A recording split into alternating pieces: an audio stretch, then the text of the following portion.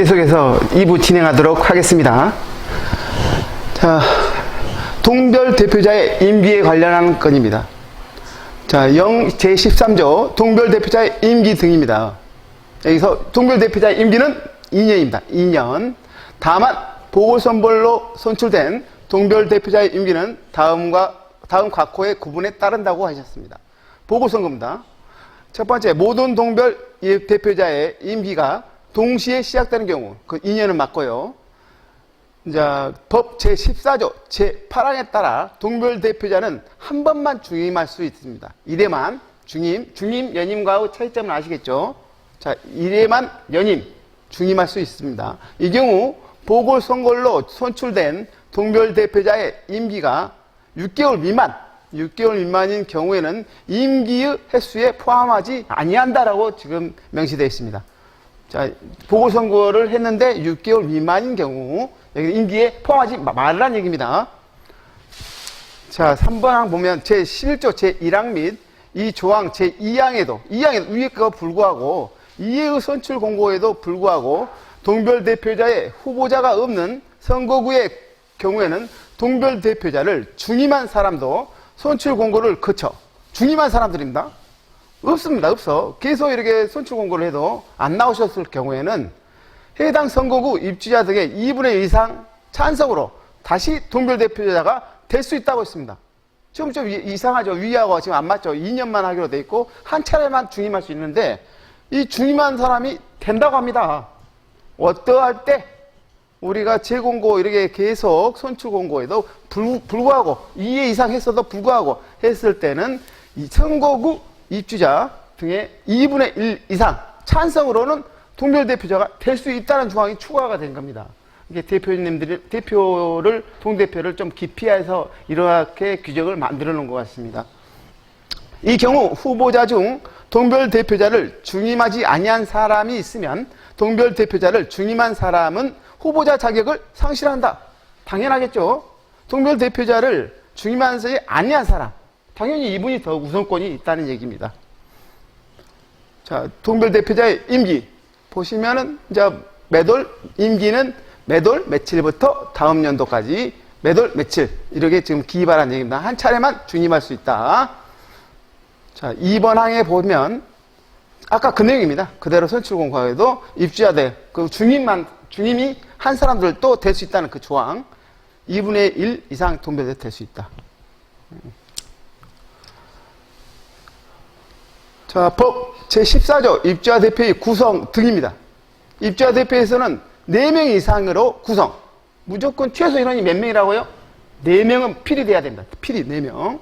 동별 세대수에 필요하여 관리기하로 정한 선거구에 따라 선출된 대표자. 이하 동별 대표자입니다. 이 경우 선거구는 2개 동 이상으로 묶거나 통로를 층별로 구획하여 정할 수 있다. 이렇게 지금 규정되어 있고 지금 6번 항에 보면은 입주자 대표회의에는 대통령령으로 정하는 바에 따라 회장, 감사 및 이사 임원을 둔다. 여기서 회장 1분, 감사 1분 같지만 2분이 돼야 된다. 감사님의 필히 2분, 이사 1분 해서 4명의 임원을 둘 수 있답니다. 자, 7번 항 제6항에도 불구하고 사용자인, 아까 그 얘기했죠. 사용자가 될 수 있답니다. 사용자인 동별 대표자는 회장이 될 수 없다로 아까 그 내용하고 똑같습니다. 지금 다만 될 수 있답니다. 어떨 경우 입주민, 회장 후보자가 없을 때 전체 입주민이자 과반수의 서면 동의를 얻을 경우만 될 수 있답니다. 자, 밑에 이야기한 것처럼, 위에 이야기한 것처럼 회장님 1명, 감사님 2명 이상, 꼭 2명 이상, 이사 1명. 그래서 총 4명은 돼야 됩니다. 규칙, 다 이렇게 감사의 역할, 이렇게 이사님은 회장을 보좌하고 이건 다 읽어보시면 아실 것 같고, 자, 5번째로 보면은, 감사는 입주자 대표에서 의결한 안건이 관계 법령 및 관리 규약에 위반된다고 판단되는 경우에는 입주자 대표에서 재심의를 요청할 수 있다라고 되어 있습니다. 이 내용은 무슨 내용이냐면, 입주자 대표를 했는데, 지금 규정에 누가 봐도 위반된 내용을 의사통과를 해놓은 겁니다. 이 감사님이 이의제기를 한 거죠. 그럴 때 감사님이 재심의 요청을 해서 다시 안건을 재심의할 수 있다는 얘기입니다. 감사님만 할 수 있을까요? 또 한 분이 할 수 있습니다. 누구일까요? 그건 바로 관리소장님이십니다. 좀 이따 보면 또 나올 수도 있습니다. 자, 6번째 항은 제5항에 따라 재심의를 요청받은 입주자 대표에서는 지체 없이 바로 해당 안건을 다시 심의해야 됩니다. 의무적입니다.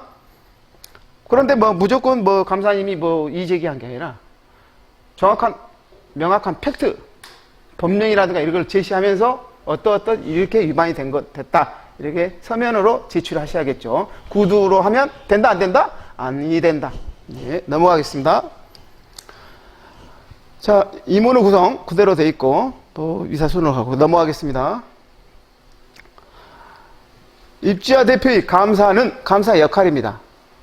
감사를 실시한 경우에는 감사 보고서를 작성하여 입주자 대표와 관리 주체에 제출하고 인터넷 홈페이지가 없는 경우에는 인터넷 포털 사이트를 통해 관리 주체가 운영 통제하는 유사한 기능의 웹사이트. 이게 한마디 홈페이지에 게시하라는 얘기입니다. 제가 소두에서 일부에서도 이야기했다시피 모든 서류는 거의 다 관리사무소의 모든 서류는 홈페이지나 동별 게시판에 게시를 해야 됩니다. 돈에 관련된 사항, 특히 돈에 관련된 사항. 그걸 게시를 안 했을 경우는 나중에 누가 이의제기를 해서 구청에 이의제기를 하면 과태료가 나옵니다. 이게 참 중요한 문제죠. 그래서 무조건 오픈해라. 그 얘기입니다. 감추지 말아라. 우리가 감출 건 없지 않습니까? 네. 자, 동별 게시판에 공개해야 됩니다. 자, 다음 규칙 제4조, 제5항 및 제6항에 따라 입주자 대표에서 의결한 안건이 관계법령, 관리규약 위반된다는 것은 재심의 요청, 입주자 대표에 제출할 수 있으며 입주자 대표 똑같은 내용입니다. 자, 제12조 입주자 대표의 임원 선출입니다. 임원 선출. 회장님, 감사님은 어떻게 선출해야 되냐? 자, 회장 선출 방법은 아까도 똑같은 게 좀 또 나오네요. 후보자 같으면 똑같습니다. 불구하고 후보자가 없을 경우 입주자 대표가 선출한다. 똑같습니다, 이건. 이게 문제입니다. 500세대 이상의 공동주택은 아까 500세대 이하 300세대는 간접 투표죠. 간접 투표. 근데 여기 500세 이상은 직접 투표를 합니다. 입주민들이 직접 다 회장님까지 뽑는 겁니다. 감사님하고. 그러니까 절차가 복잡하죠. 첫 번째 동대표 뽑는 것은 첫 번째 다 해야 되고 그 다음에 또 회장님, 감사님을 뽑을 때도 또 똑같은 절차를 거쳐야 됩니다. 그래서 좀 500세 이상은 절차적으로 선거하기가 힘들다 얘기입니다. 이게 직접 선거입니다. 읽어보겠습니다. 후보자가 선출 필요 인원을 초과하는 경우 전체 입주자 등의 10분의 1 이상이 투표하고 후보자 등 다투표자 표가 많은 사람을 선출해라 이 말입니다. 후보자 선출 필요 인원과 같거나 미달되는 경우 전체 입주자 등이 10분의 1 이상을 투표하고 투표자 과반 찬성을 선출해라. 자, 이래도 불구하고 감사 선출입니다. 이래도 불구하고 후보자가 없거나 선출대자가 없을 경우에는 선출된 자가 선출 필요 인원에 미달하여 추가 선출이 필요한 경우를 포함한다 해서 입주자 대표의 구성원 이렇게 해도 막 주민들한테 했는데도 안 나옵니다. 감사 후보님이 그러면 어떻게 하라고요? 입주자 대표의 구성원 과반수로 그냥 찬성해라 이렇게 되겠다. 이런 절차를 거쳤음에도 불구하고 감사님이 안 나오실 때는 입주자 대표에서 뽑아라 이 얘기가 되겠습니다. 500세대는 기본으로 무조건 입주민들한테 투표를 해야 한다는 얘기입니다. 자, 다음은 이사 선출 방법. 입주자 대표의 구성원. 이사야 주민들한테 물어볼 필요는 없고 이사님들이야 입주자 대표에서 하는 거고요. 자, 500세대 미만은 아까 이야기했다시피 간접 선거. 500세대 이하는 회장 및 감사는 입주자 대표의 구성원. 입주자 대표에서 뽑아달라. 좀 쉽죠? 입주자 대표에서 뽑으시면 되겠습니다. 자, 3항 보시면 입주자 대표에는 입주자 등의 소통 및 화합의 증진을 위하여 그 이사 중 공동체 생활의 활성화에 관한 업무를 담당하는 이사를 선임할 수 있다. 이 얘기는 우리 이사님 중에서 그냥 이사 말고 총무이사, 시설이사 이런 식으로 그 명칭을 부여하라는 얘기십니다.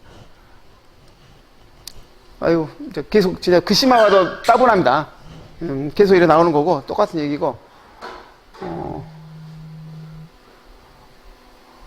자, 넘어가도록 하겠습니다. 비슷한 내용이니까요. 지금 이거 한번 보겠습니다. 우리 제19조 3항에 보면은 우리 제가 이 조항을 읽잖아요. 이 조항은 우리 아파트 관리계약 조항하고 약간씩 다를 수 있습니다. 이 내용은 우리 광주시청에서 내려온 준칙, 표준관리 준칙에서 그냥 임의적으로 만들었기 때문에 이 조항이 틀리다고 해서 이거 틀린데요, 우리 아파트 없는데요, 그럴 필요가 없습니다. 이 규정만 있으면 되는 겁니다. 자, 보시면은 입주자 대표인은 효율적인 공동주택 관리를 위해 다음 각 호의 관련 규정을 제정하여 운영할 수 있다. 입주자 대표의 운영 규정, 회의규칙 포함, 관리사무소 운영 규정, 그러니까 규정을 이렇게 다 만들 수 있다는 얘기예요. 제정해서 운영할 수 있답니다. 주차 우리 그 운영 규정 좀 만들자. 그럼 만드는 겁니다. 입주자 대표에서. 입주자 대표에서 뭘 만들죠? 다 거의 만듭니다. 관리 규약도 개정하니까 만드는 거죠. 입주자 대표가 아주 최고 권력 기관처럼 보입니다. 입주자 대표의 의결로 관리 규약이 있는 내용을 바꿀 수 있을까요? 없을까요? 관리 규약이 이미 돼 있는데. 입주자 대표의 의결로 순간 바꿀 수는 없는 거다. 최상위 헌법기관은 헌법 문서는 못 바꾸되 나중에 관리규약 개정할 때 입주자 대표에서 제안을 해서 바꿀 수는 있겠죠. 자, 주차장 운영 규정 만들 수 있고, 인사 규정, 복무 규정, 보수 규정. 보수 규정은 뭡니까? 우리 급여 책정하는 겁니다. 어떤 급여 책정하는데 기준점을 만들 수 있다. 기타 공동주택에 필요한 규정 아주 많습니다. 이런 것도 다 만들 수 있답니다. 이제 각 아파트에 취업하시면 규정이 뭐뭐뭐 있는가 보셔서 이제 필요한 규정들은 다 입주자 대표에서 만들도록 하도록 해야 될 것 같습니다. 왜 만들어야 되냐면 규정이 없으면 나중에 분란의 소지가 생깁니다. 왜냐하면 다들 권리 주장이 많지 않습니까? 그러다 보면은 어떤 기준점이 없으면, 잣대가 없으면 다들 혼동스럽게 마련이죠. 그래서 규정을 만들어내는 겁니다. 동별 대표자 임기. 이것도 다 아까 했고요. 자, 동별 대표자 결격 사유. 이건 나중에 이제 다 보십시오. 이거 다 나오는 내용입니다. 동별 대표자의 해임 및 결격 사유. 이건 별 큰 것이 없는데, 자, 제가 한번 읽어보겠습니다. 동별 대표자 해임 및 결격 사유입니다. 그러니까 동별 대표자가 뭔가 하자 했다는 얘기입니다. 결격 사유. 공동주택 관련 법령 및 공동주택 관리에 관련된 법령을 위반할 때 및 선것이 양력, 그러니까 학력을 속였을 때, 허위로 기재할 때는 이건 어떻게 되는가요? 해임사유입니다. 해임사유 무섭습니다.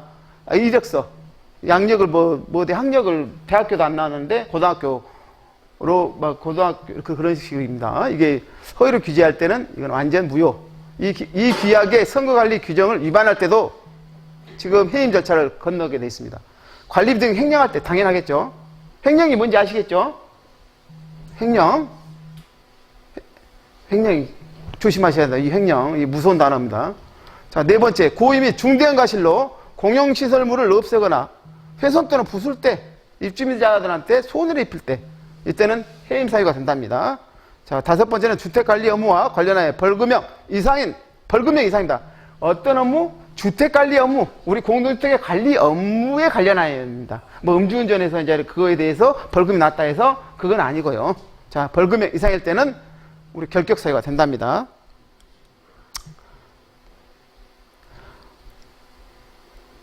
그 다음에 지금 8번 한번 보겠습니다. 8번.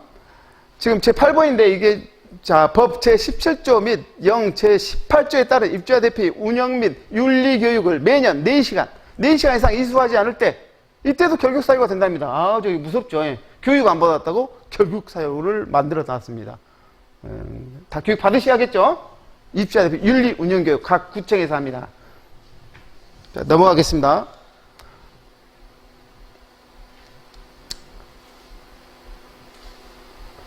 자, 가장 중요한 거 내용 하겠습니다. 우리 소장님들이 취업하시면은, 매월 아니면 3개월에 한 번씩 한 데도 있더라고요.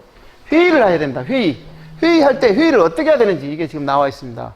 회의하는 것이 가장 지금 소장님들이 스트레스를 많이 받을 겁니다. 제일 처음에 취업하실 때 가장 힘드는 작업입니다. 자, 어떻게 하는지 회의를 보겠습니다. 제14조 입주자 대표의 의결 방법 및 의결 사항은 입주자 대표인은 관리계획 정하는 바에 따라 회장이 그 명의로 소집한다.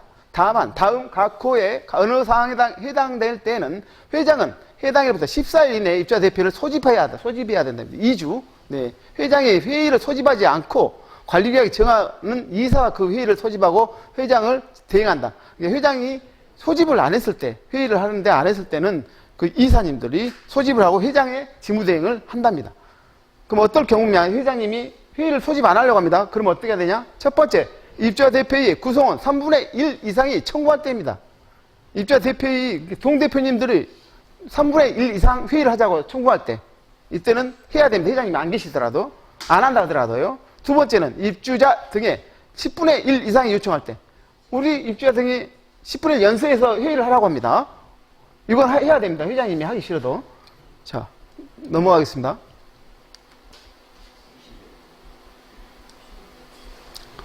똑같은 내용이고, 입주자 대표 의결사항. 입주자 대표의 의결사항은 엄청 많습니다. 이렇게 보면은 회계처리 결산 승인, 자치관리할 때는 자치관리 직원의 임면에 관한 사항, 장기선 계획, 공동주택 행위허가, 주민운동시설의 위탁 운영, 이렇게 엄청 많습니다. 이거 한번 읽어보시면 거의 다 한다고 보시면 됩니다. 입주자 대표 의결은. 자, 이 내용 한번 봐보시겠습니다. 자, 제23조에 따른 관리비 등 집행을 위한 개별 사업계획, 공사, 영역, 물품 구입, 매각 등을 말한다. 관한 사항으로 개별적으로 입주자 대표에 상정된 안건, 단 예산의 범위 내에서 얼마만큼, 동그라미라고 되어 있습니다. 동그라미. 지금 이건 표준관리, 준칙이기 때문에 동그라미 예시로 되는 거지. 이렇게 아파트에서 관리 규약이 동그라미로 되어 있다고 하면 이거 큰일입니다. 큰일. 정확히 명시를 해야 됩니다. 몇 천만 원, 몇 억 이상.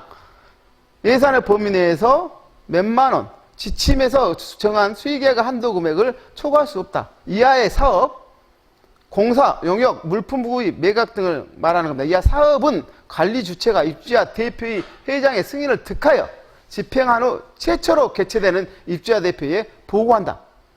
이 내용이 뭔 말일까요? 예산의 범위. 예산은 우리가 1년에 한 번씩 짜잖아요. 그 범위 내 예산에 있어야 됩니까? 없어야 됩니까? 예산에 있어야 된다는 얘기죠. 이것은 또. 그 내에 몇만 원은 지침이 뭘까요? 사업자 선정 지침이 되겠습니다. 지침에서 정한 수익계약의 한도 금액을 초과할 수 없다? 그러면 얼마를 초과할 수 없다? 수익계약은 얼마입니까? 300만 원입니다. VAT 포함하면 330만 원입니다. 330만 원 한도를 초과할 수 없답니다. 그럼 예산의 범위 내에서 이 금액만큼은 최초로 개최되는 입주자 대표에 보고하여야 된다고 합니다. 보고하여라. 관리 주체가 입주자 대표의 회장의 승인을 득하고 집행한 후, 이렇게 집행을 하시고 나중에 보고하면 된다는 얘기입니다. 결론은 수익계약할 금액 300만 원 이하짜리는 집행을 먼저 회장님한테 뭐예요? 승인을 득하고, 먼저 이게 중요합니다. 승인을 득하고 그냥 무조건 집행하는 게 아니라 회장님의 승인을 득하고 그 다음에 회장님의 허락이 떨어지면은 그 다음에 이제 집행을 하고 추후 어떻게 해야 돼요? 입주자 대표에 필히 보고를 해야 된다. 필히 보고.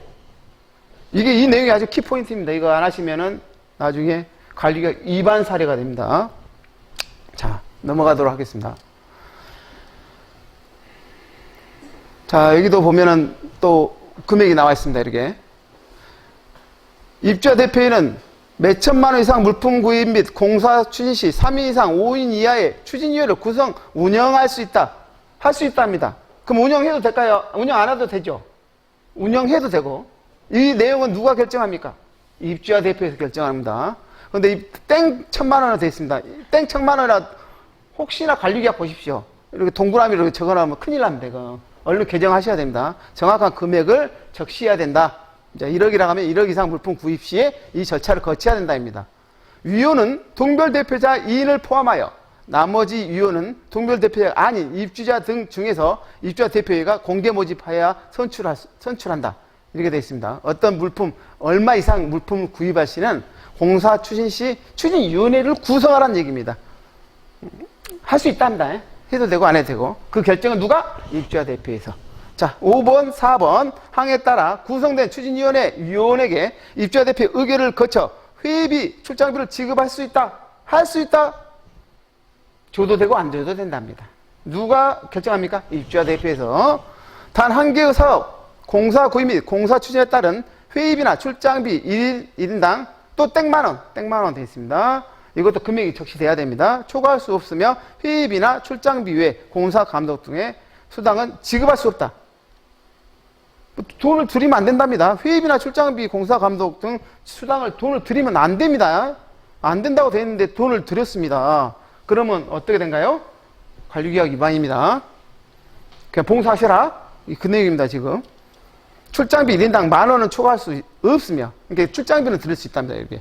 회의비나 출장비는. 회의비나 출장비 외입니다. 왜? 공사 감독 등의 뭐 수당 또 뭐 청구하지 않았어요. 그것은 줄 수 없답니다. 입주자 대표 임원 강연. 여기 보면은 또 이렇게 나오잖아요. 동별 게시판 및 인터넷 홈페이지에 게시해라. 다 공개해야 한답니다. 해야 한다. 해야 된다면 할 수 있답니까? 아니죠. 무조건 해야 됩니다. 이거 안 하면 위반입니다. 어떤 걸 해야 돼요? 감사 보고서 작성했으면 감사님이 감사 보고서 작성했으면 그냥 그걸로 끝납니까? 그걸 게시하라는 얘기입니다. 동별 게시판 및 홈페이지. 밋입니다. 밋은 뭔가요? 같이 하라입니다. 같이. 동시에. 시간이 점점, 관리규약이 상당히 지금 이거 법규이기 때문에 많습니다. 그래서 이걸 지금 짧은 시간에 할 수는 없고, 다음에 또 심화 교육도 하는데, 자, 5분, 한 3분 정도 남았으니까 좀만 더 하겠습니다. 지금, 재심의. 이것도 좀 중요한 내용인데, 다음 넘어가고. 자, 입주자 대표 운영 경비만 한번 보겠습니다. 입주자 대표의 운영 경비입니다. 입주자 대표 운영에 관한 사항입니다. 제가 오늘 교육 주제도 관리 규약 및 입주자 대표 운영에 대한 거잖아요. 여기 속해 있는 겁니다. 자, 보시면 관리비 등 대통령이 정하는 사용료 등이 일한 각호의 사용료를 말한다. 입주자 대표 운영 경비는 관리비 사용료를 징수한다는 얘기입니다. 입주민의 돈으로 사용한다는 얘기입니다. 그 얘기는. 자, 보면은 제1항부터 제5항까지 규정에 따른 관리비 등을 입주자 등에게 부과한 관리 주체는 법 23조에 따라서 그 명세 제4호까지는 사용량을 장기전 충당금은 그 적립 요일 및 사용한 금액을 각각 포함하고 다음 달 말까지 공동주택 인터넷 홈페이지에 또 나오네요. 계속 이렇게 공개하라고 또 나옵니다. 자, 대통령으로 정하는 세대 100세대 입주자 대표 운영 경비 내용인데 잠깐만요. 이게 중요한 내용이 이게 나옵니다, 이게. 자, 보면 입주자 대표의 운영 경비에 보면은, 자, 운영 및 윤리 교육비 실제 납부한 금액을 정산해줘야 됩니다. 직무교육 참석 교육비 내줘야 됩니다. 얼마만큼? 다 땡땡땡은 돈을 기입을 해줘야 있는가 보십시오. 각 아파트마다 기입되어 있습니다. 회의 출석 수당 1회에 몇만원 줘야 됩니다. 회장 업무 추진비 매월 얼마. 자, 업무 추진비라는 성격이 약간 좀 애매하긴 하지만은, 자, 매월 얼마나 적시되어 있을 겁니다. 자, 이런 식으로 지금 쭉 운영 경비에 대해서 어떻게 비용을 처리해라 이렇게 정확히 나열되어 있습니다. 이 이해에 만약에 집행을 했다. 입주자 대표 의결로 이 이해에 없는데 관리규약 위반입니다. 누가 주민들이 걸면 과태료 대상이 되겠습니다. 자, 입주자 대표 운영 경비를 지금 다 했고 지금 시간 관계상 제가 관리규약의 그 머리글만 이렇게 이야기해 드리고 다음 교육 때 다시 한번 강의를 해드리도록 하겠습니다. 자, 보면은, 자, 운영교육이 있고, 자, 공동체 활성화 위한 자생단체 및 활동 등에 대한 것도 지금 다음에 설명을 해드리도록 하겠습니다. 계속되어 있고, 공동체 활성화입니다. 상당히 많습니다. 공동체 활성화에 대한 것이. 이게 지금 우리 지방자치단체가 돼서 많이 지자체에서 홍보하는 겁니다. 공동체를 활성화시켜서 우리 입주민들을 소통을 시키고 분쟁이 없게끔 하라. 그래서 이 내용이 상당히 많습니다. 그 다음에 선거관리위원회에 대한 그 회촉 그 내용도 있고 선거관리위원회 결격 사유 그 내용도 있고 선거관리위원회에 대한 겁니다. 자, 전자적 방법을 통해 입주자 등의 의사결정 이게 전자투표입니다. 전자투표도 할 수 있다는 얘기입니다. 이제는 K볼팅 대표적으로 그런 게 있겠습니다. 됐고, 전자바꿈, 의사결정 됐고. 자, 운영경비 한 번 더 나오고 있습니다. 자, 주택관리업자의 재계약, 이게 중요합니다. 다음에 키포인트는 이거. 주택관리업자의 재계약. 그리고 공사업자 선정 방법. 이게 중요하겠습니다. 재계약. 자, 기준으로 재계약. 그 다음에는 그 공동주택의 주차장 임대 등, 이건 좀 공동주택에서 주차장 임대할 경우는 거의 없다고 봅니다. 근데 이 조항이 좀 신설이 됐습니다. 자료 종류 및 열람 방법.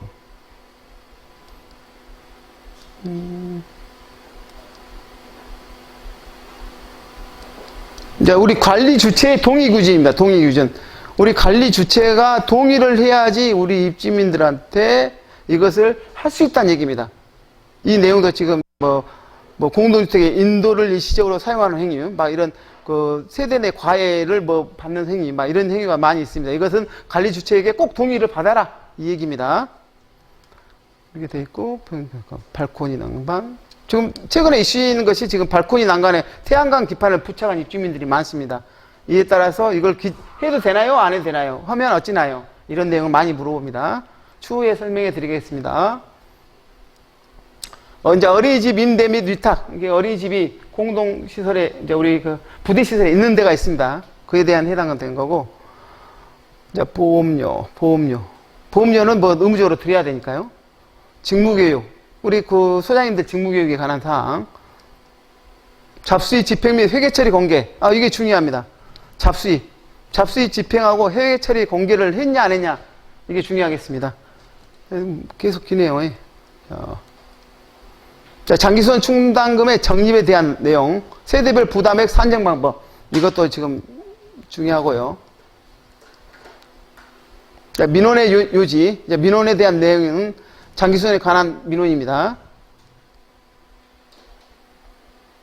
장기수선에 관한 내용이고요. 중복됩니다. 장기수선 이번에 교육을 하셨죠? 거기에 중복됩니다. 자, 요율표. 이제 우리 관리비 연체료.